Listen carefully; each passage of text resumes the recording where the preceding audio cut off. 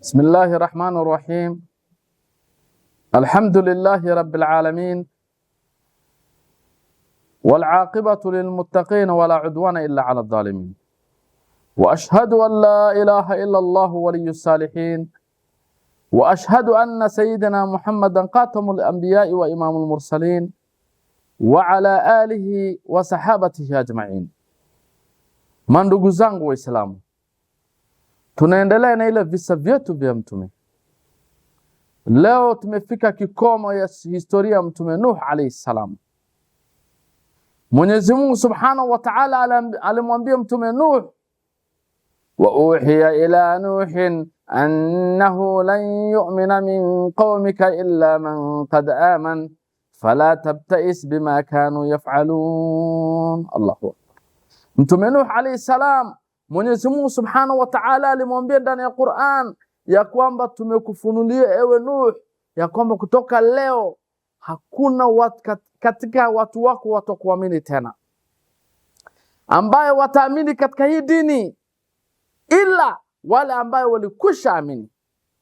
Fala tabtais bima kanu yaf'alun, na usisikitike kwa jambo ambaye hawa wanaoyafanya. Usikuwe na kitu chochote, usikuwe na jambo lolote upande yao ya ile mambo ambayo hao wanafanya, wachana na hao. Mwenyezi Mungu Subhanahu wa Ta'ala akamwambia mtume Nuh alayhi salam, sasa tunakutuma ufanye kazi ewe Nuh alayhi salam. Kuna kazi sisi tunataka ufanye, wasna'il fulka bi'ayunina wa wahyina. Allahu Akbar. Nuh alayhi salam anaambiwa na Mwenyezi Mungu, unda jahazi sasa. Nuh hakuwa seremala, lakini Mwenyezi Mungu Subhanahu wa Ta'ala anampatia kazi Nuh alayhi salam. Anamwambia sasa, wewe tunataka uunde safina, uunde jahazi. Allahu Akbar. Kwa nini? Mbele ya macho yetu. Mwenyezi Mungu ndo anasema sisi ndo tutakusaidia mbele ya macho yetu, na kwa mujibu wa ufunuo wetu. Sisi ndo tutakufunulia, sisi ndo tutakusaidia. Sasa wewe tunataka wewe uunde jahazi. Allahu Akbar. Mtume Nuh alayhi salam. Sasa mtume Nuh alayhi salam akawa anaunda jahazi. Mwenyezi Mungu Subhanahu wa Ta'ala alimfanyia nini? Alimwambia mtume Nuh alayhi salam ajenge ile jahazi juu ya mlima. Nuh alayhi salam akaenda juu ya mlima, akaanza kujenga ile jahazi. Sasa Mwenyezi Mungu Subhanahu wa Ta'ala kuna mti, akamwambia hii mti utafanya nini? Utakata hii mti uende ujenge naye. Nuh alayhi salam kupanda juu ya mlima, kutaka kuenda kuunda ile ngazi, akichukua ile miti, akikata ile mti aende naye huko juu, akiweka pale, ako na msumari dusur. Sawa, Nuh alayhi salam anarudi tena chini kukuja kukata ile mti. Anakuta ile mti saa hii alikata imemea tena. Allahu Akbar. Nuh alayhi salam tena anakuja anakata ile mti. Kukata ile mti anapanda naye tena juu. Wakati hiyo haikuwa na mambo hii ya randa ama kujaribu kutengeneza na machine, haikuwa. Lakini Mwenyezi Mungu Subhanahu wa Ta'ala anamsaidia. Sasa ile mti ya pili akikata, akipanda naye pale juu, akijaribu kushikanisha ile mti mbili inashikana. Anachukua tu ile msumari anadunga mara moja. Allahu Akbar. Like a jigsaw. Anarudi tena chini, anakuta ile mti ya tena imemea. Anaenda tena anakata. Anapanda naye tena juu ya mlima. Anaitengeneza tena anashikanisha. Allahu Akbar. Akaanza kuunda ile jahazi. Mwenyezi Mungu Subhanahu wa Ta'ala anatuambia ndani ya Qur'an, wa yasna'ul fulka wa kullama marra alayhi mala'un min qawmihi sakhiru minhu. Allahu Akbar. Nuh akawa anaunda ile jahazi. Wale watu wake almala, wale the big boys, wakawa wakipita pale, wanaanza kumkejeli Nuh alayhi salam.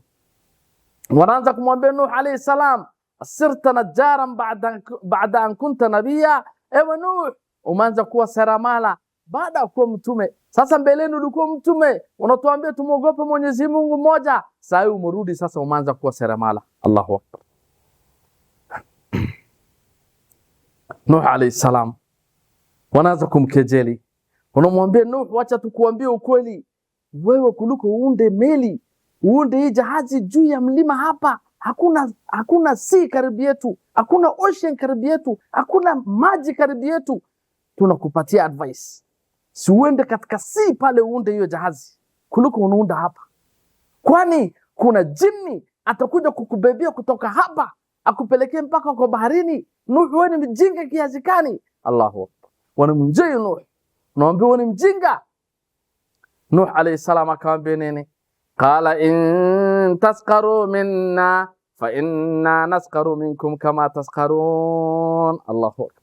Nuh alayhi salam akasema, ikiwa nyinyi mnatukejeli leo, kuna siku itafika sisi pia tutawakejeli venye nyinyi mnatukejeli. Fasawfa ta'lamun, mutakuja jua. Man ya'tihi adhabun yukhzihi wa yahillu alayhi adhabun muqim, mutakuja kujua ni nani itamfikia adhabu ambaye ni kali sana. Adhabu ya kuhizi ni nani itamfikia, na tena ni nani atateremshiwa adhabu ya kudumu. Mtakuja kujua. Nini mzidi kunikejeli, nini mzidi kusema ile jambo ambayo mtasema. Sasa tunataka kujua ile safina Mtume Nuh alayhi salam ilikuwaje. Sasa Ibn Abbas radhiyallahu anhuma ikinukuliwa na Ibn Jarir ad-Dabari anasema ya kwamba Mtume Isa alayhi salam siku moja alikuwa na hawariyin na ile wanafunzi wake, wakamwambia, tunataka tujue, ewe mtume, tunataka tujue ile meli ya Mtume Nuh alayhi salam ilikuwaje. Ibn Abbas radhiyallahu anhuma anasema, the great mufassir of the Quran, anasema Mtume Isa alayhi salam akaambia wale wanafunzi wake, twendeni. Wakafika katika mahali ambaye inakaa kaburi la zamani. Mtume Isa alayhi salam akauliza, atadruna man hadha, mnajua hapa ni nani? Wakasema, faqalu la, wakasema sisi hatujui, ewe mtume wa Mwenyezi Mungu. Akasema nini? Hadha Ka'b Ham ibn Nuh, hii ni nyayo ama ni mguu ya mtoto wa Nuh ambaye anaitwa Ham. Allahu akbar. Mtume Isa alayhi salam akaenda juu ya ile kaburi, akachukua mchanga, hafnatan min turab, akachukua mchanga akamwaga juu ya ile kaburi, akasema, qum biidhnillah, simama kwa idhini ya Mwenyezi Mungu, simama kwa uwezo wa Mwenyezi Mungu. Wale wanafunzi yake wakasema, tukuona mara fa idha huwa qa'imun yanfudhu turab, tukuona kiumbe ambaye anatoka ndani ya shimo, anajikokota ndani ya shimo, mchanga inamwagika. Akasimama mara moja. Fa idha huwa kahilun, tukuona akiwa ni mzee sana, mtu mzee ametoka ndani ya kaburi. Ndio Mwenyezi Mungu Subhanahu wa Ta'ala anasema ndani ya Qur'an, wa ubri'ul akmaha wal abrasa wa uhyil mauta biidhnillah. Mtume Isa alayhi salam, Mwenyezi Mungu alimpatia uwezo gani? Alimpatia aponeshe kipofu ambaye amezaliwa naye. Ile kipofu, ile macho mtu amezaliwa kia kipofu, Mtume Isa alikuwa anamponesha. Na mwenye akiwa na baras, akiwa na ugonjwa wa ngozi, Mtume Isa alikuwa anamponesha. Mtume Isa pia alikuwa anafanya nini? Wa uhyil mauta biidhnillah, alikuwa anafufua mauti kwa idhini ya nani? Si idhini yake, ilikuwa ni idhini ya Mwenyezi Mungu Subhanahu wa Ta'ala. Allahu akbar. Sasa Mtume Isa alayhi salam, baada kuwa hivyo, Mtume Isa akamuuliza, hakadha kahiltu, je, ulikufa ukiwa mzee hivi? Huyu ni mtoto wa Nuh alayhi salam. Mtume Isa alayhi salam, Jesus anamuuliza, je, ulikuwa hivi mzee? Akasema, hapana, la dhanantuha sa'atan, nimedhani ni wakati ya kiyama imefika, nikatokewa na hiyo mvi. Kwa sababu ya hiyo nimestuka mpaka mvi nyele nyeupe, nikawa ni mzee nimekaa. Ndio Mwenyezi Mungu anasema ndani ya Qur'an, yawma yaj'alu wildana shiba. Allahu akbar. Siku hiyo ya kiyama venye iko uzito na iko na uzito sana, inafanya ile watoto wadogo wanatokwa na mvi, wanatokwa na nywele nyeupe, wanaanza kuota nywele nyeupe. Allahu akbar. Kwa sababu ile shida iko siku ya yaumul qiyama, siku ya mwisho. Baada ya kijana Mtume Nuh alayhi salam kusema hivyo, Mtume Isa alayhi salam akamwambia, sasa nataka hadithna ani safina, abu tupe story ya ile jahazi ya Mtume Nuh alayhi salam, abu tupe story ilikuwa haji. Akasema nini? As-safinatu kanat laha 3 dabaqati. Ile sasa ile safina ile jahazi ya Mtume Nuh alayhi salam ilikuwa na ghorofa 3. Ghorofa ya chini kabisa, dabaqun hamala fiha alhayawan, ile ghorofa ya chini kabisa ilikuwa na beba ni wanyama. Dabaqun hamala fiha an-nas, ile ghorofa ya katikati ilikuwa na beba wanadamu. Na dabaqun hamala fihi ad-duyur, ile ghorofa ya juu kabisa ilikuwa na beba mandege. Sasa kijana Mtume Nuh alayhi salam anawapa story Mtume Isa alayhi salam na hawarini yake na wanafunzi yake. Baada hiyo akamuuliza kimo chake, urefu chake ilikuwa aje? Akamwambia 1200 dhiraa, ilikuwa 1200 dhiraa. Allahu akbar. Akamwambia okay, upana yake ilikuwa aje? Wa arduha 600 dhiraa. Sasa na ule upana wake ilikuwa ni 600 dhiraa. Na akamuuliza urefu yake ilikuwa aje? Akamwambia ilikuwa ni 90 meters. Na ilikuwa ni ghorofa 3, ilikuwa 30 dhiraa. Allahu akbar. Sasa alikuwa amempatia historia yote. Faqala Isa akamwambia nini? Ud ila makanik, sasa rudi pahali yako, rudi katika ile kaburi yako. Allahu akbar. Kijana Mtume Nuh alayhi salam akarudi katika ile kaburi. Mtume Nuh alayhi salam alikuwa amezaa vijana 4. Kijana wa kwanza alikuwa anaitwa Sam, wa pili alikuwa anaitwa Ham, wa tatu alikuwa anaitwa Yafith, ya nne alikuwa anaitwa Yam. Allahu akbar. Na ahlul kitab wanamuita Kanaan, ambaye tutakuja tupitie historia yake sahihi. Baada ya hayo Mtume Nuh alayhi salam akaongoja amri ya Mwenyezi Mungu. Je, baada kumaliza ile safina, anaongoja ile amri ya Mwenyezi Mungu. Mwenyezi Mungu sasa atampatia amri gani, afanye nini?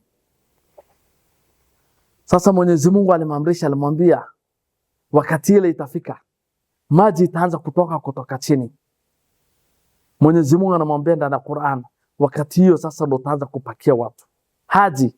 Mwenyezi Mungu anatuambia ndani ya Qur'an, hatta idha jaa amruna wa faratan nur qul nahmil fiha min kullin zawjayn ithnayn wa ahlak illa man sabaqa alayhi alqawl wa man aman wama amana ma'ahu illa qalil. Allahu akbar. Mwenyezi Mungu anasema nini? Hata ilipofika amri yetu na tanuri ikafoka maji, manake sasa Mtume Nuh alayhi salam aliambiwa nini? Kama unataka kujua one of the signs ya kupakia watu ili wapakie juu hiyo meli, ni ile tanuri, ardhi itaanza kufoka maji. Tanuri manake ni ile mali ya watu wanapikia chakula, pia itaanza kutoka na maji, chemchemi ya maji itaanza kutoka. Ardhi yote itapasuka, itakuwa ni chemchemi ya maji, mpaka ile mali watu wanapikia chakula inaanza kuwa na chemchemi ya maji. Wakati hiyo fanya nini? Sasa anza kupakia wanyama na watu, anza kupakia dume na jike. Qul nahmil fiha min kulli zawjayn ithnain. Allahu akbar. Mwenyezi Mungu anasema uko ndani ya meli sasa unapakia dume na jike ya kila aina ya mnyama. Sasa katika wanyama walipakia wanyama yote, wanyama wa msitu na wanyama ambaye ile sisi tunafuga, yote walipakiwa katika ghorofa moja pamoja. Je, hawa wanyama walikujaje? Hawa wanyama Mwenyezi Mungu Subhanahu wa Ta'ala aliwalete. Mtume Nuh angeweza kuwatafuta, Lakini Mwenyezi Mungu aliwalete kila, kama ni simba inakuja simba dume na jike, kama ni ndovu inakuja ndovu dume na jike. Wanyama wote wakaja wakajilete kwa amri ya nani? Kwa amri ya Mwenyezi Mungu Subhanahu wa Ta'ala. Allahu Akbar. Wakaingia katika ile meli wote. Wa ahlaka illa man sabaqa alayhi alqawl. Allahu Akbar. Mwenyezi Mungu anasema nini? Na familia zako pia waingie katika, ahli zako waingie katika ile meli, ila wale ambaye Mwenyezi Mungu Subhanahu wa Ta'ala amekwisha wahukumu. Mmoja wapo alikuwa nani? Mmoja wapo wale Mwenyezi Mungu alikwisha wahukumu waangamizwe, ilikuwa ni mwanamke Mtume Nuh alayhi salam na kijana wake mmoja. Mwanamke Mtume Nuh, Mwenyezi Mungu anatupatia mfano ndani ya Qur'an. Daraba Allahu matalan lilladhina kafaru imra'ata Nuhin wa imra'ata Lut. Allahu Akbar. Mwenyezi Mungu anapigia mifano wake wa Nuh na wake wa Lut. Imra'ata Nuhin wa imra'ata Lut kanata tahta 'abdayn min 'ibadina as-salihin fakhanatahuma. Allahu Akbar. Mwenyezi Mungu anasema walikuwa chini ya waja wetu ambao walikuwa miongoni mwa waja wetu ambao ni wazuri, lakini waliwakhaini mabibi zao, hao waliwakhaini kabisa.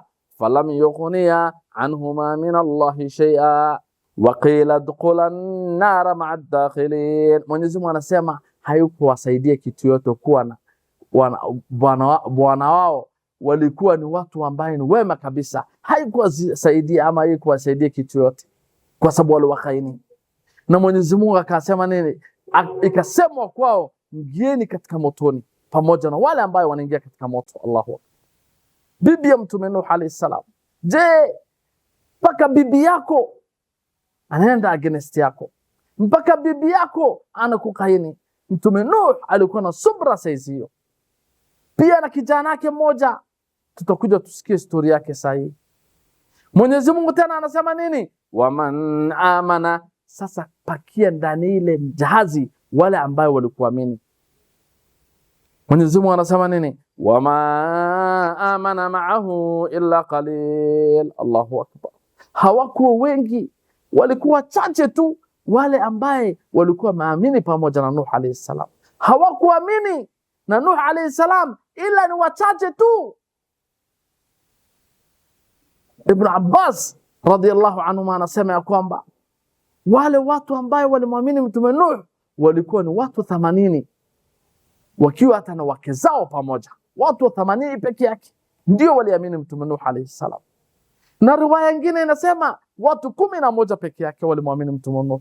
950 years, watu 11 ama watu 80 peke yake walimwamini Mtume Nuh alayhi salam. Allahu Akbar. Walikuwa chache sana. Mwenyezi Mungu anatuambia na Qur'an. Baada kuingia ndani ile meli, Mwenyezi Mungu Subhanahu wa Ta'ala anasema nini? Waqala rakabu fiha bismillahi majriha wa mursaha inna rabbi laghafurur rahim. Allahu Akbar. Mwenyezi Mungu anasema pandeni juu ile meli kwa bismillahi, bismillah, kwa jina la Mwenyezi Mungu. Kwenda kwake hiyo meli na kusimama kwake na hiyo safina ni kwa jina la Mwenyezi Mungu peke yake. Allahu Akbar. Kwa sababu kila kitu inaenda na jina la Mwenyezi Mungu. Ukitaka kula chakula ni kwa jina la Mwenyezi Mungu. Ukitaka kulala kwa jina la Mwenyezi Mungu.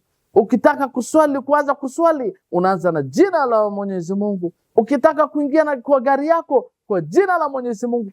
Kila kitu inafanyika na kwa jina la Mwenyezi Mungu. Wallahi billahi. Ndio inasema kana idha tawakkaltu fatawakkal ala Allah. Ukitaka kuegemea, egemea Mwenyezi Mungu Subhanahu wa Ta'ala peke yake. Wa idha sta'antu fasta'in billah. Na kama unataka msaada, usiombe binadamu ambaye anaenda kama choo kama wewe, muombe Mwenyezi Mungu Subhanahu wa Ta'ala msaada. Wa idha sa'altu fas'alillah. Na kama unataka muomba, muombe Mwenyezi Mungu peke yake. Usiombe mtu mwingine. Omba Allah Subhanahu wa Ta'ala peke yake. Abu angalia Mwenyezi Mungu anasema hii meli itakwenda na bismillah, na itasimama, itatia nanga kwa bismillah. Mwenyezi Mungu ndio atakuwa anachunga. Mtume Nuh alayhi salam akasema nini? Inna rabbi al-ghafurur rahim, hakika Mola wangu mlezi ni ghafur, ni msamehevu, rahim, ni mwenye huruma, mwenye kurehemu Allah subhanahu wa ta'ala. Lakini wale ambaye walishinda kurehemiwa kwa sababu nini? Walipita mipaka. Mtume Nuh alayhi salam baada kufanyika hivyo akapanda juu ile meli. Mwenyezi Mungu subhanahu wa ta'ala sasa akaamrisha samawati, akasema nini? Fafatahna abwaba as-samaa'i bima'in munhamir wafajjarna al-arda uyuna. Allahu akbar. Mwenyezi Mungu akasema mlango za mbinguni zote zikafunguka, zikaanza kumiminya mvua, mvua zikaanza kutoka, zikaanza kumagika chini kwa nguvu sana kutoka samawati. Wafajjarna al-arda uyuna, na ardhi yakapasuka, yakaanza kutoka na chemichemi kila mahali, chemichemi ya maji inatoka, na samawati inamwaga maji. Hiyo wadi ya Himar ni hali ya juu, ni uzito ile juu ya maji ile inakuonesha hakuna maji kama hiyo maji toka kutoka samawati. Mwenyezi Mungu subhanahu wa ta'ala kamaga. Baada hiyo Mwenyezi Mungu akasema nini? Tajri bi'ayunina jazaan liman kana kufir. Allahu akbar. Mwenyezi Mungu akasema nini? Inakwenda ile sasa ile safina inakwenda kwa nadhari yetu. Mwenyezi Mungu ndo anachunga, wanamtegemea Mwenyezi Mungu, Mwenyezi Mungu ndo anachunga. Na hiyo ni malipo kwa sababu walivyomkanusha nani? Mtume Nuh alayhi salam. Allahu akbar. Wa hamalnahu ala dhati alwahin wa dusur. Mwenyezi Mungu anasema tuliwabeba naye kwa ile safina ambayo Mtume Nuh alitengeneza na mbao na msumari. Mtume Nuh alayhi salam. Allahu akbar. Sasa Mtume Nuh alayhi salam alibebwa na ile safina kwa amri ya Mwenyezi Mungu subhanahu wa ta'ala. Sasa Mwenyezi Mungu anasema nini ndani ya Qur'an? Wa hiya tajri bihim fi mawjin kaljibal. Allahu akbar. Ikawa ile safina inakwenda katika mawimbi kama mlima. Allahu akbar. Mawimbi inakaa kama mlima kubwa kubwa. Mlima inakuanga almost 2000 3000 feet. Hakuna katika meli ambaye hata saa ile the biggest carrier in the world ambaye ni ya US haiwezi stahimili ile waves ambayo wakati hiyo ilikuwa. Inasemekana ilikuwa na mawimbi kama mlima kubwa. Wanada Nuh ibnahu wa kana fi ma'zilin. Nuh alayhi salam mara tu akaona kijana yake, na akawa kijana yake alikuwa mbali kidogo.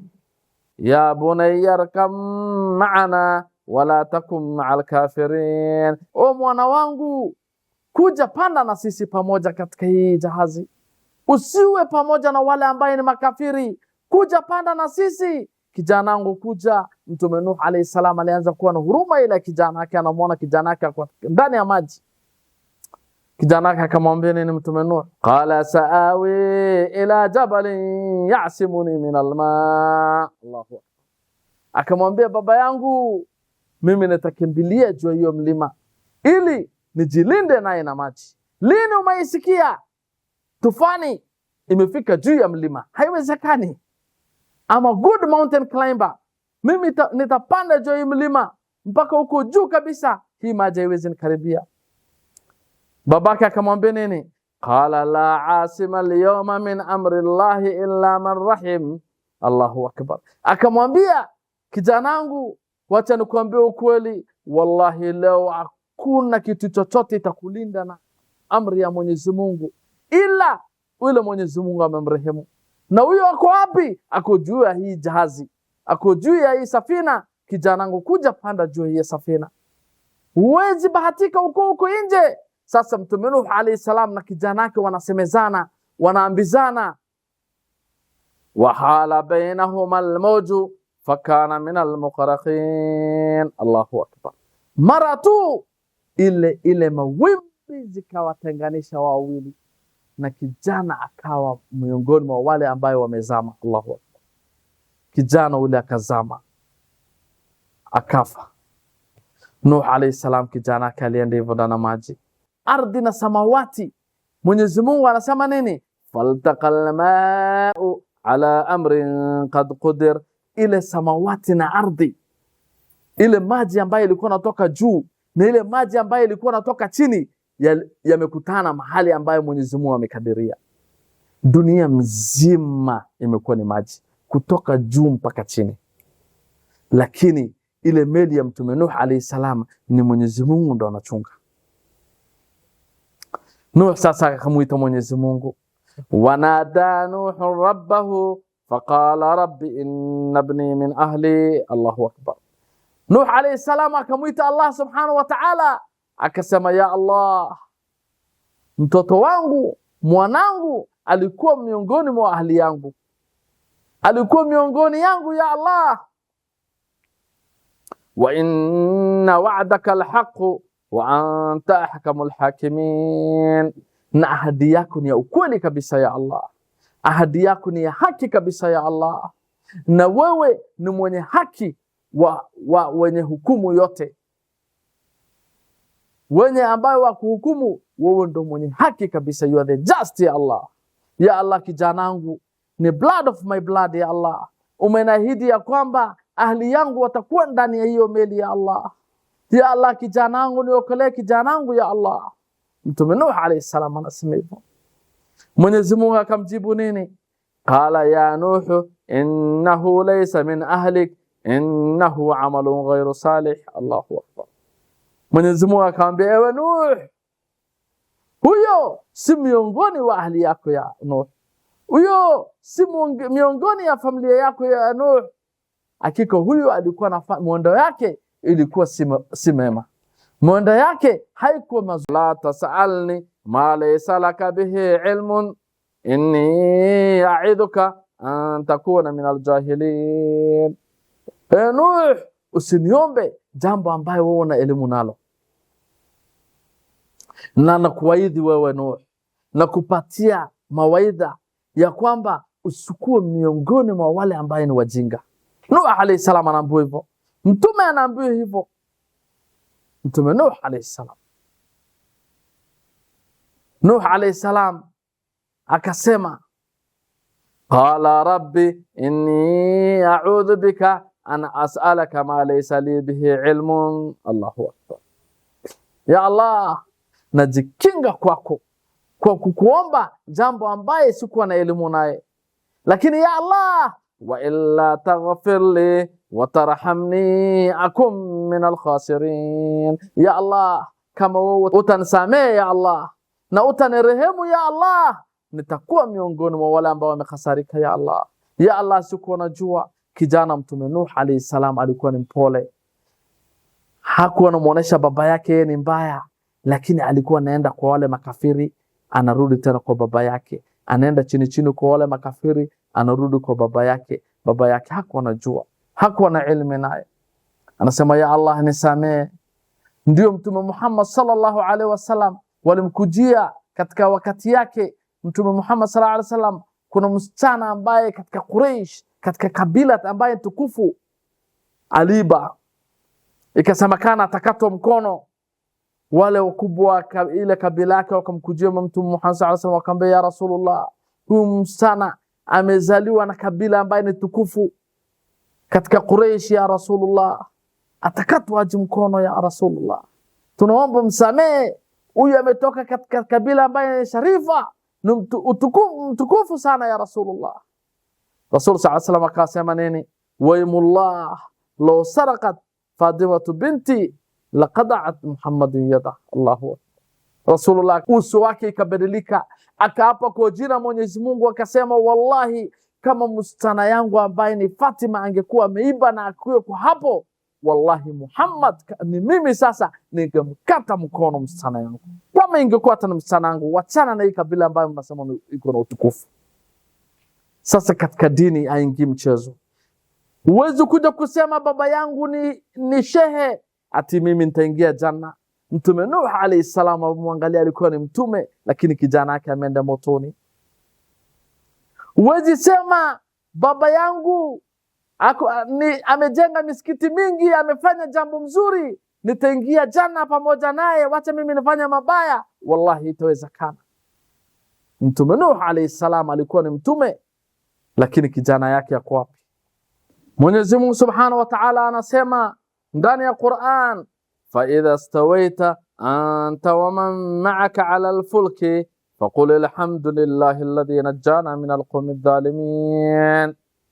Basi ewe Nuh alayhi salam, utakapotulia wewe na wenzako wale ambao wamekuamini ndani ya ile marakubuni, ndani ile safina pale, wakati ile mtatulia ndani yake, museme nini? Faqul alhamdulillahi alladhi najjana min alqawmi adh-dhalimin. Sifa zote njema iwe kwa Mwenyezi Mungu Subhanahu wa Ta'ala, ambaye ametuokoa kutoka watu madhalimu. Allahu tena museme, waqul, semeni, waqul rabbi anzilni munzalan mubarakan wa anta khairul munzirin. Semeni, o Mola wetu mlezi, tuteremshe kwa mteremsho ambaye ni yenye baraka. Hakika wewe ni mbora wa teremshaji. Allahu akbar. Mwenyezi Mungu Subhanahu wa Ta'ala. Ndio Mwenyezi Mungu Subhanahu wa Ta'ala sasa akaamrisha ardhi, akaambia ni ardhi, waqila ya ardu bla'i ma'aki wa ya sama'u aqli'i. Allahu akbar. Mwenyezi Mungu Subhanahu wa Ta'ala akaambia ardhi, ewe ardhi, meze ile maji yote ambayo iko hapo, na samawati juzuie, usitoe tena maji mengine, juzuie. Allahu waghidha alma, maji kaanza kudidimia. Waqudiya al-amr, amri ikapitishwa. Maana yake wote wale ambao makafiri walikuwa katika duniani wote waliuawa. Allahu akbar. Wastawat ala al-judi, Mwenyezi Mungu anasema ile sasa safina ikakuja ikasimama ikatia nanga juu ya mlima al-Jud. Wanazuoni wanasema iko katika ardhi ya Kurdistan, iko shimal, iko north of Syria na south of Turkey. Katika hiyo mlima ndio ile meli ya Mtume Nuh alayhi salam ilikuja ikatia nanga. Allahu akbar. Mwenyezi Mungu anasema ndani ya Qur'an, waqila bu'dan lilqawmi adh-dhalimin. Allahu akbar. Wapotele mbali qaum ambayo wale ambayo ni madhalimu, wale qaum ambayo walikuwa wamedhulumu Mtume Nuh alayhi salam, wote waliangamizwa, wapotele mbali. Allahu akbar. Mwenyezi Mungu aliangamiza. Ndio Mwenyezi Mungu Subhanahu wa Ta'ala anatuambia ndani ya Qur'an, mimma qadiyatihim uqriqu fa udkhilu nara. Allahu akbar. Basi kwa kosa lenu ambayo mulifanya, ile makosa ambayo umefanya, mumekarikishwa. Mtume Nuh alayhi salam watu wake wote walizamishwa. Na Mwenyezi Mungu baada hiyo tena akaambia nini? Ingieni katika motoni. Allahu akbar. Baada kukufa wameanza tena moto yao. Ndio Mtume Nuh alayhi salam aliambia nini? Wayahillu alayhi adhabun muqim, na itawateremkia adhab ambayo ya kudumu maisha. Adhabu itakuwa kwenu kabisa. Sasa Mwenyezi Mungu anauliza swali, falam yajidu lahum min dunillahi ansara, hawakupata wowote ya kuwasaidia wale ambaye masanamu ambao walikuwa naabudu, haijawasaidia kitu yote. Hawakupata yoyote wa kuwasaidia mbele ya Mwenyezi, badala ya Mwenyezi Mungu. Badala ya Mwenyezi Mungu hakuna mtu mwingine aliwasaidia, wote walikarikishwa na wakafa. Allahu akbar. Qaumun Nuh walishaifa. Baada ile meli kutua, baada ile jahazi kutua juu ya mlima al-Jud, Mwenyezi Mungu Subhanahu wa Ta'ala akamwambia Mtume Nuh alayhi salam, Allahu akbar, qila ya Nuh bid bi salamin minna wa barakatin alayk wa ala umamin mimman ma'aka wa umamun sanumatti'uhum thumma yamassuhum minna adhabun alim. Allahu akbar. Mtume Nuh alayhi salam, Mwenyezi Mungu anamwambia shuka juu ya hii jahazi, salamu iwe juu yako, salama iwe juu yako ewe Nuh alayhi salam. Shuka katika hii jahazi na baraka nyingi iwe juu yako, na pamoja na wale ambao wako na wewe pia wakuwa na hiyo baraka mingi. Allahu akbar. Wa umamun sanumatti'uhum, baada yako sasa Mtume Nuh alayhi salam, zitakuwepo umangine tena, tutawapatia starehe tena. Thumma yamassuhum minna adhabun alim, kisha Allahu akbar, kisha zitawashika adhabu yetu, tutawaletea adhabu chungu sana tena, itawashika tena baada yako Nuh alayhi salam. Sasa baada ya Nuh alayhi salam kushuka juu ile jahazi, Mwenyezi Mungu alimpatia zawadi. Mwenyezi Mungu alimpatia zawadi gani? Mwenyezi Mungu Subhanahu wa Ta'ala anatuambia ndani ya Qur'an, waja'alna dhurriyatahu humul baqin. Allahu akbar.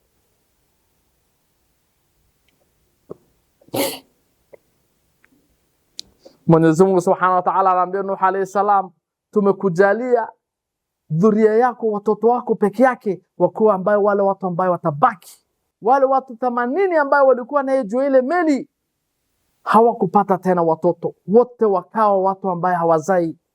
Wale vijana watatu ambaye Nuh alayhi salam aliwazaa, tuliingia juu wa Sam, Ham na Yafith.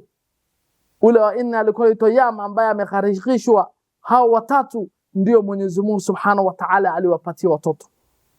Sasa sisi tunajijua baada ya Mtume Adam alayhi salam, baba yetu ya pili, sisi wote binadamu wote, baba yetu ya pili ambaye tunajua vizuri ni Mtume Nuh alayhi salam. Allahu akbar. Nuh alayhi salam, Mwenyezi Mungu amempatia zawadi. Inasemekana baada hiyo Mtume Nuh alayhi salam aliishi miaka 250 nyingine. Mtume Muhammad sallallahu alayhi wasallam anatuambia, ikiwa ndani ya Sahih al-Bukhari, Mtume Nuh kwa kifo yake akiwa juu ya kitanda yake akaita watoto wake, akaambia, watoto wangu, samawati 7 na ardhi 7 ikiweko kwa mizani upande moja, na la ilaha illa Allah iweko upande ile nyingine, wallahi la ilaha illa Allah ndio iko uzito. Allahu akbar. Msikufe kama nyinyi si Waislamu, na nabatu msiwe watu ambao mko na kiburi. Allahu akbar. Hiyo ndio ile advice mbili Mtume Nuh alayhi salam aliyoachia watoto wake. Ndio Mtume Muhammad sallallahu alayhi wasallam anatuambia hivyo. Tunamaliza, Mwenyezi Mungu Subhanahu wa Ta'ala anatuambia ndani ya Qur'an, walaqad taraknaha ayatan fahal min mudakkir. Allahu akbar. Tuliwaachia ishara, aya. Je, yupo? Lakini je, yupo ule ambaye anakumbuka? Tunasema wasallallahu wasallam wa barik ala sayyidina Muhammad, subhanallahi wa bihamdi, subhanaka allahumma rabbana bihamdik, nashhadu an la ilaha illa anta, nastaghfiruka wa natubu ilayk.